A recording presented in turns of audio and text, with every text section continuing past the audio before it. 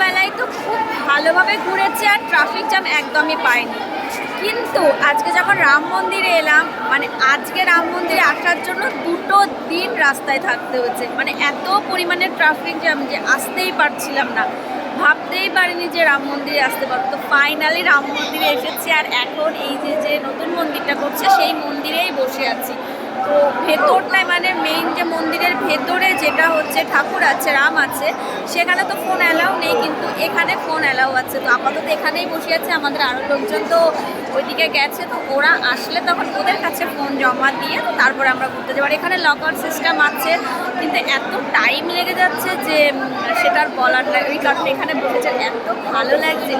হয়তো খুব বেশি আওয়াজ আমার আসবে না, কিন্তু এখানে তো অনেক লোক, মানে কোটি কোটি লোক, আর এতটা ঘুরে ঘুরে আসতে হচ্ছে, মানে সেটা আমি বলে বোঝাতে পারবো না। কুম্ভ মেলায় ভালো করে ঘুরেছি, এটা একটা ব্যাপার, কিন্তু রামের কাছে আসা অতটা সহজ নয় যেটা বুঝলাম।